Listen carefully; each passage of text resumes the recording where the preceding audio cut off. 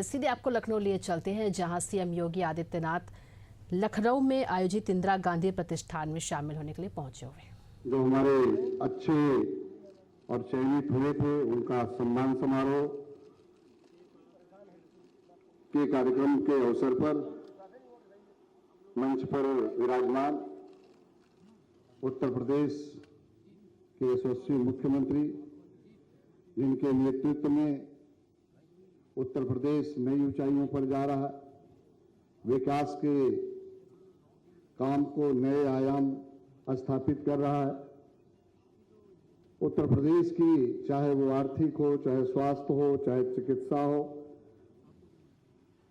या शिक्षा हो, हर क्षेत्र में कीर्तिमान स्थापित कर रहा है, जिनका हम सबको आज मार्गदर्शन प्राप्त होगा, पाते प्राप्त होगा।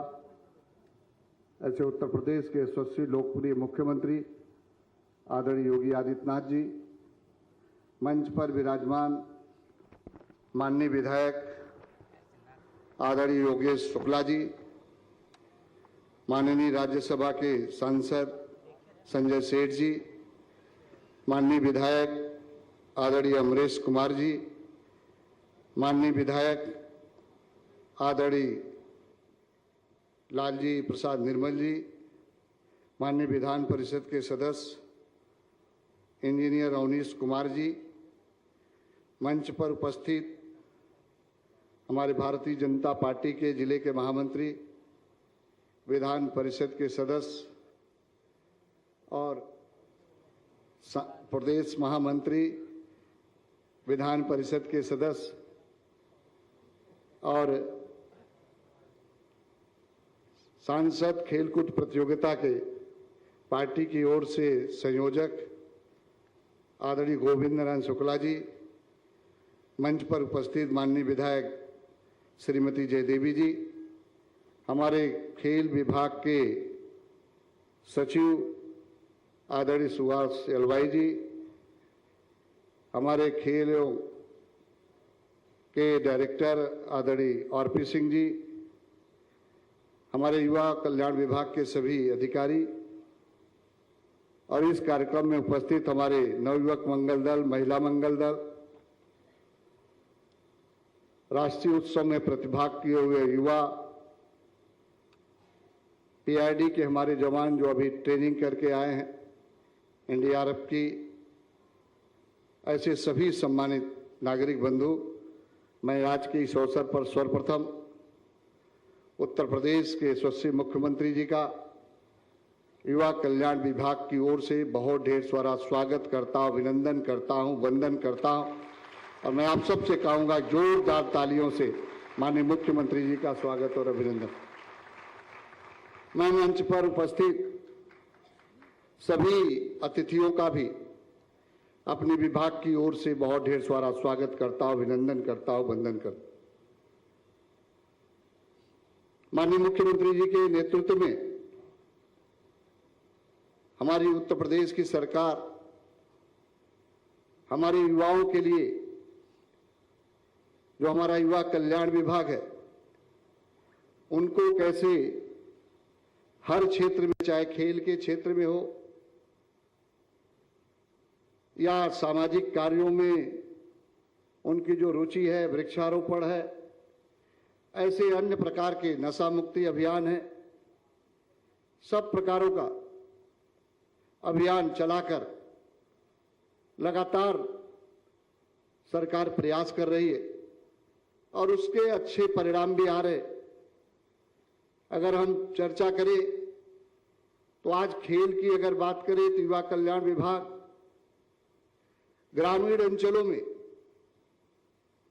जो विकास खंड स्तर पर थे, वहां कोई सुविधाएं नहीं थी और तो और अगर स्टेडियम पुराने बने भी थे तो जीर्ण शीर्ण अवस्था में थे।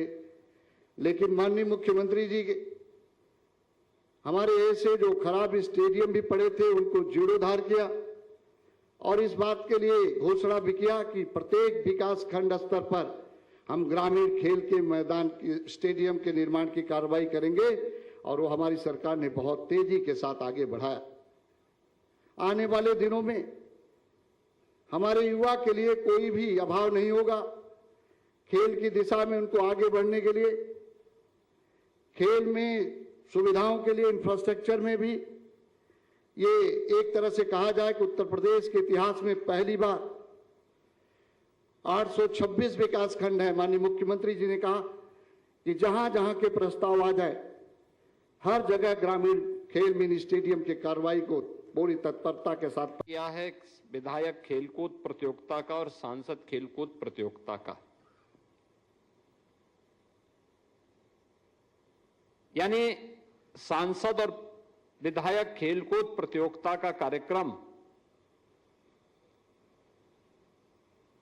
जो प्रधानमंत्री जी के विजन का परिणाम है। लेकिन ये केवल विधानसभा स्तर पर या संसदीय क्षेत्र स्तर पर नहीं होनी है। 1,05,000 से अधिक युवक मंगल दल और महिला मंगल दल प्रदेश के अंदर आज के दिन पे सक्रिय हैं, जिन्हें अब तक स्पोर्ट्स किट उपलब्ध करवाया गया है। स्पोर्ट्स किट में वॉलीबॉल भी है, फुटबॉल भी है, बैडमिंटन भी है और अन्य खेल की सामग्री भी उनके पास उपलब्ध है। ये दायित्व बनता है हमारा कि खेलकूद की इस प्रतिस्पर्धा का शुभारंभ हम अपनी ग्राम पंचायत से शुरू करें। अगर ये 1,05,000 युवक मंगल दल और महिला मंगल दल अपने अपनी ग्राम पंचायतों में पहले खेल की प्रतिस्पर्धा प्रारंभ करके फिर उसे न्याय पंचायत स्तर पर, फिर ब्लॉक स्तर पर आगे बढ़ाएंगे, तो विधानसभा स्तर पर यही प्रतियोगिता विधायक खेलकूद प्रतियोगिता में बदल जाएगी और फिर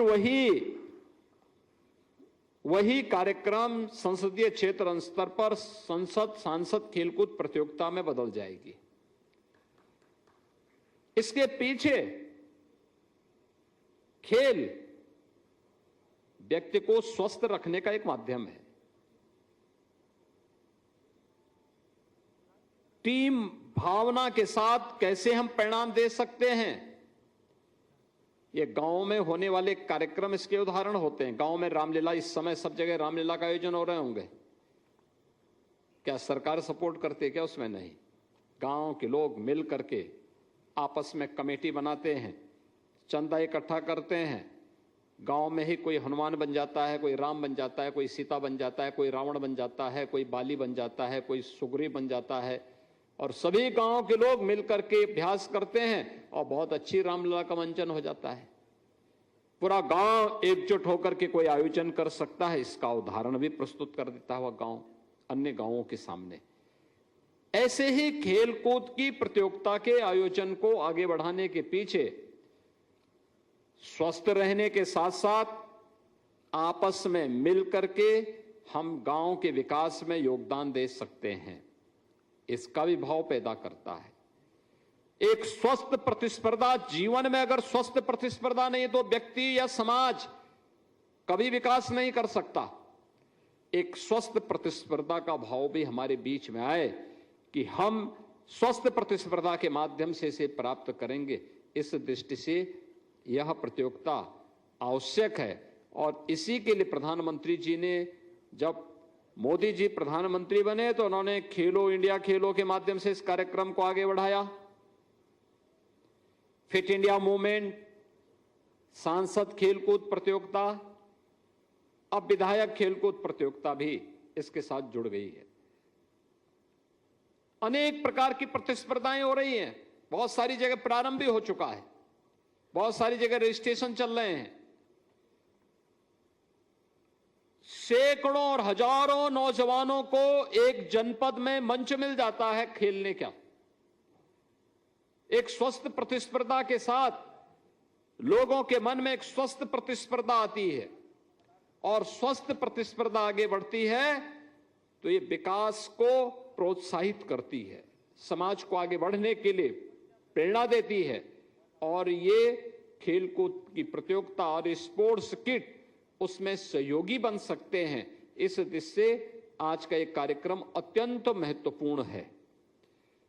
मेरा युवक मंगल दल और महिला मंगल दलों से यह भी कहना है, आपका काम केवल सरकार से लेकर के संवाद लेकर के स्पोर्ट्स किट प्राप्त करने तक सीमित नहीं होना चाहिए।